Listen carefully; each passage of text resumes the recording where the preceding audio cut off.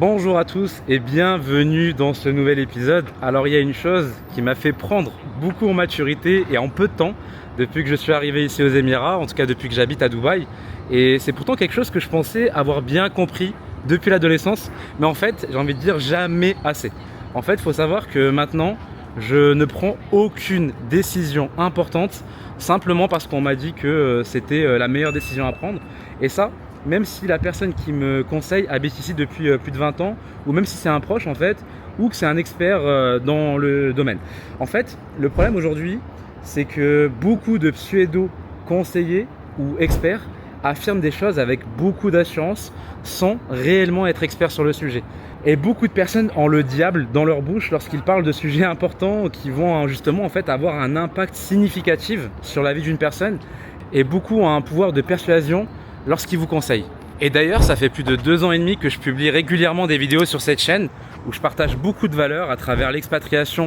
et à travers l'immobilier aux Émirats Arabes Unis. J'ai fait plusieurs vidéos sur des communautés et quartiers à Dubaï et à Sharjah aussi notamment. Donc à chaque fois, je fais des visites complètes et je vous partage aussi mon analyse à travers des chiffres réels. Et si vous avez un projet d'expatriation et que vous souhaitez être accompagné de la manière la plus efficace, tout en évitant de faire les erreurs qui peuvent vous coûter des milliers d'euros ou justement les mauvaises décisions qui vous font perdre des dizaines et des centaines d'heures, vous avez juste à cliquer sur la description de cette vidéo et vous pouvez accéder directement du coup à cette opportunité en sachant que vous pouvez démarrer avec un appel de consulting avec moi directement si vous hésitez encore. Et donc pour continuer dans mon explication, je vous disais, pour ces personnes qui ont le diable dans leur bouche quand elles ont finalement un nouvel expatrié en face d'elles, ou en tout cas un débutant sur un sujet, et bien que ce soit par exemple sur le choix d'un quartier, ou sur le choix d'un immeuble, ou le choix d'un investissement, le choix d'une école, et bien très souvent elles vont s'occuper de bien laver le cerveau pour imposer leur choix, pour imposer leur goût et imposer leurs décisions. Et ils ne vont pas hésiter une seule seconde à critiquer les autres solutions qu'elles ne connaissent même pas et qui pourraient finalement être très bien adaptées pour vous, ces solutions-là. Et je pense que pour beaucoup d'entre vous, ça vous est déjà arrivé de tester une super bonne adresse, en tout cas un super bon service ou un super bon restaurant. Et ensuite, quelques temps après que vous ayez testé cette super adresse, eh ben, vous avez entendu un expert ou un ami ou une connaissance qui critique avec assurance cette adresse que vous avez très bien aimée. Et en fait, à ce moment-là, peut-être que vous vous êtes dit, tellement la personne est convaincante dans sa manière de dénigrer ou de faire passer en tout cas cette adresse comme étant vraiment un mauvais plan, eh bien vous vous dites, si j'avais pas testé l'adresse avant de l'avoir écoutée, j'y serais potentiellement jamais allé, tellement cette personne est convaincante, tellement elle parle avec assurance lorsqu'elle dit que c'est pas une bonne adresse, alors que pourtant vous l'avez testé et pourtant c'était vraiment le service ou l'adresse qui était adaptée à vos besoins. Et je vous dis ça parce qu'après avoir parlé avec énormément d'expatriés et d'investisseurs aux Émirats, c'est hallucinant le nombre de mauvaises décisions que j'ai vues chez les expatriés et les investisseurs aussi, simplement parce qu'ils ont écouté ou copié leurs amis ou leur famille qui étaient sur place ici depuis par exemple plusieurs années, ou simplement qu'ils ont écouté une de leurs connaissances qui habite ici depuis plus de 10 ans, plus de 15 ans ou plus de 20 ans. Et ça peut être justement sur le choix par exemple d'un quartier, sur le choix d'un immeuble, sur le choix d'une école, sur le choix d'un investissement, sur le choix d'une société ou sur le choix d'un budget et d'autres choix encore. Et on peut commencer par exemple par développer le sujet du choix du quartier, et puis ensuite on pourra voir par exemple les mauvaises décisions qui ont été prises par rapport au fait d'écouter justement les mauvaises personnes par rapport à un choix d'investissement. Déjà par exemple si on parle du choix du quartier, je peux commencer par vous donner l'exemple d'écouter les mauvaises personnes sur le choix du quartier qui est super important. D'ailleurs on pose souvent la question depuis des années,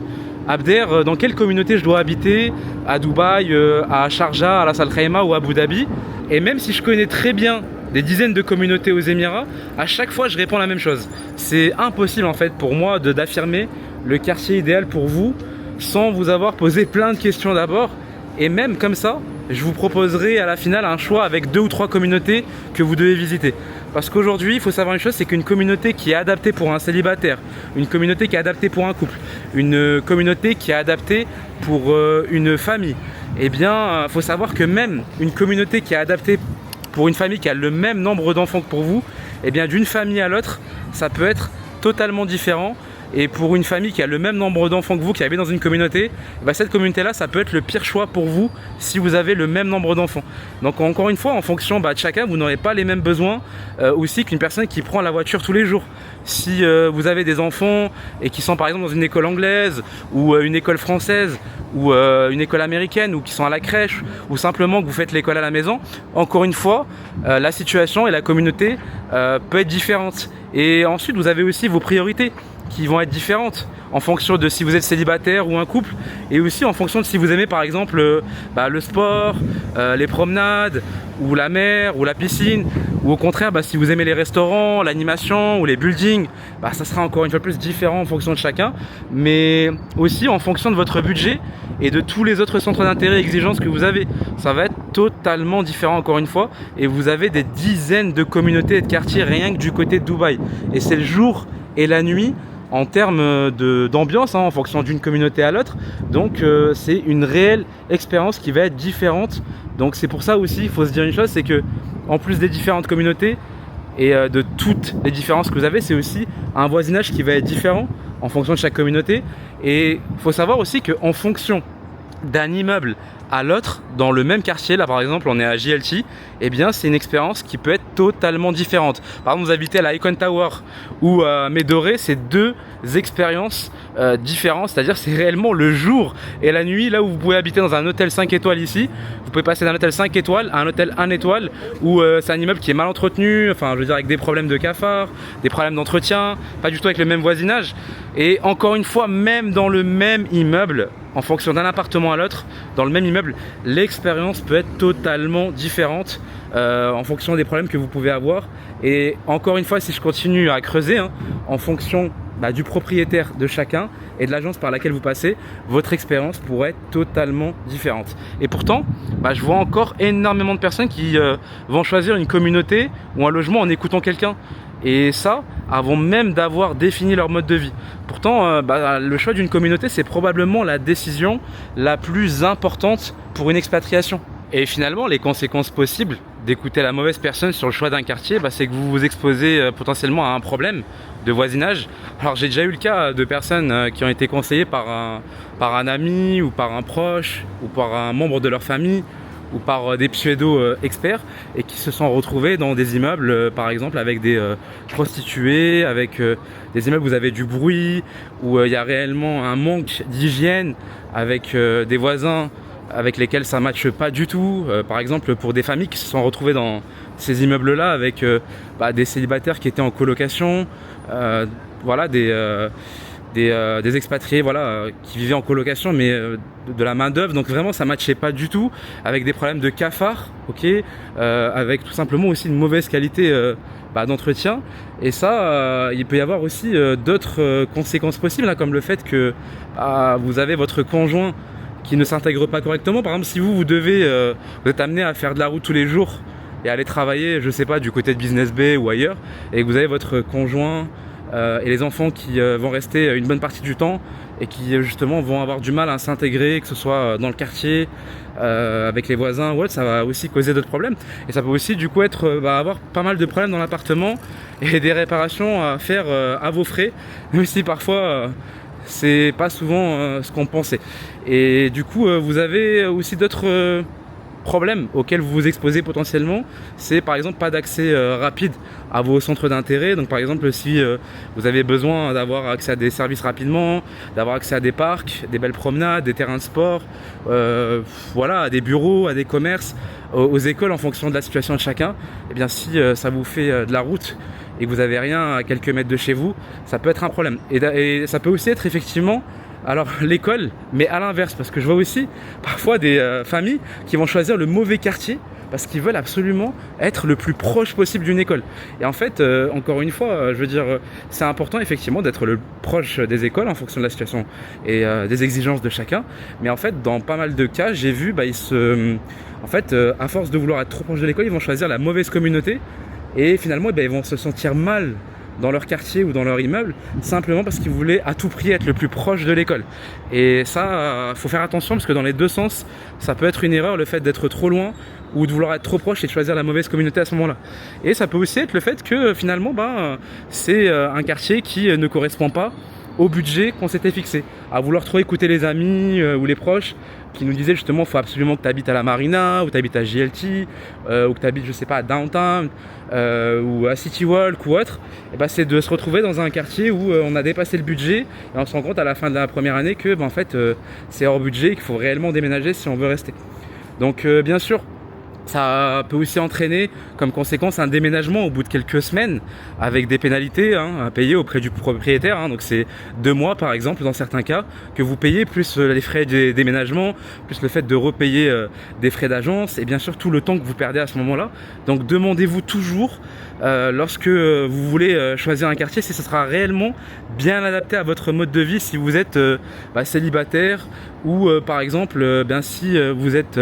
une famille. Regardez pour vous, mais regardez aussi, ça sera bien adapté pour vous et vos enfants. Et quand je vous parlais il y a quelques minutes de ces fameuses personnes qui vont justement conseiller et critiquer les autres solutions possibles, alors qu'ils connaissent même pas la communauté. Par exemple, j'ai des personnes qui voulaient déménager du côté d'Al Jadda ou parfois même du côté de Town Square ou d'autres cas du côté de Dubai Hills, enfin bon, en fonction des différentes communautés, et qui me disent heureusement que je suis venu visiter, parce que si j'avais juste écouté mon ami qui habite ici depuis 15 ans ou mon cousin ou mon frère, je serais pas venu parce qu'il m'a vraiment fait peur par rapport au fait qu'il y avait tel ou tel problème dans cette communauté là, enfin bon, des choses qui n'ont absolument rien à voir avec la réalité. Et c'est vraiment important aujourd'hui quand par exemple vous avez une personne qui habite ici depuis 10 ans ou 15 ans, faut vous dire une chose, ça je l'avais dit sur une dernière vidéo, vous avez énormément de communautés qui sont fermées, donc avec des barrières à l'entrée. Donc une personne qui habite ici depuis 15 ans ou 20 ans, à part rester dans son quartier dans pas mal de cas, finalement elle va pas visiter grand chose à moins qu'elle ait des amis dans une communauté bien spécifique. Et finalement, quand vous demandez l'avis par rapport à un quartier ou une communauté qui vous intéresse, vérifiez l'expertise de la personne qui vous le dit. Est-ce que vous posez-lui la question, est-ce qu'elle est déjà allée par exemple à Dubai Hills, est-ce qu'elle est déjà allée à Al Jadda ou est-ce qu'elle est juste déjà passée, parce que des fois elle va dire oui je suis déjà allée, mais elle était déjà passée. Vérifiez vraiment en tout cas sur quoi elle se base. Est-ce que c'est sur potentiellement juste l'avis d'un ami? Parfois vous avez par exemple une personne qui dans une communauté peut avoir eu une mauvaise expérience parce qu'elle a été dans le mauvais appartement, mais ça ne signifie pas que sa mauvaise expérience c'est la mauvaise expérience de 99% des résidents. Donc c'est très important vraiment de prendre avec du recul ce qu'on va vous dire et ne jugez vraiment pas, enfin en tout cas ne vous faites pas influencer par rapport à la pseudo-expertise d'une personne qui va vous déchauffer,